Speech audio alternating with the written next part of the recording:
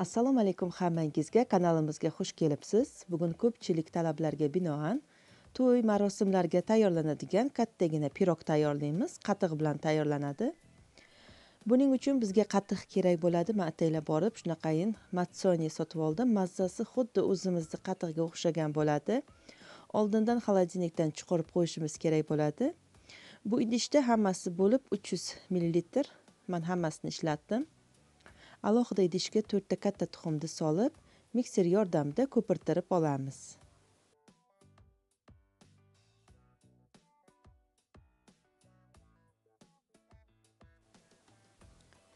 Bu yerga endi 2 stakan shakar solinadi. Menda har bir stakanimda 150 gramdan shakar. Shakarimizni solganimizdan keyin 2-3 minut davomida oppoq massa hosil bo'lgunicha ko'pirtirishda davom etamiz.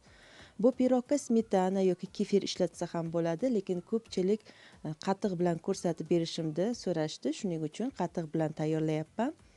Endi bu yerga qatig'imizni solamiz va o'simlik yog'ini solib mikser bilan bir marta ikki marta shunday aylantirib olsak yetadi. Ko'pdan ko'p aylantirish kerak emas, xamirimiz o'tirib qolib, pirogimiz birchilab qolishi mumkin. Endi bu yerga oz-ozdan unimizni solamiz. 1,5 pachka razrihlitel.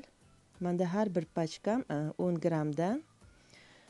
Unni oldindan elab tayyorlab qo'yish kerak. Har doim elangan un solishga harakat qilish kerak. Shunda pirog ham ishib chiqadi. Unni hammasi bo'lib 2,5 stakan un ketdi.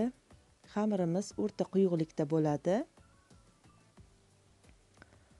Quyuqligi xuddi mana shunday bo'lishi kerak. Bu yerda men videoni tezlashtirganim yo'q. Oldindan tayyorlab qo'ygan qolipimizga solib chiqamiz. Men standart qolip ishlatdim. 30 ga 40. Ko'pchilikning duxovkasining listi shunaqayin razmer bo'ladi. Meni o'zimning duxovkamning listi juda ham katta. Endi agar pirogni ishib chiqishini xohlasangiz, ozgina kichikroq idish ishlatganingiz ma'qulroq.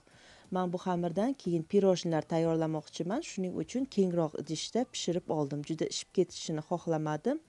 Mana shunday qilib 1-2 marta stolga urganimizdan keyin oldindan qizdirilgan duxovkada 170 gradusda 40-45 minut davomida pishirib olamiz.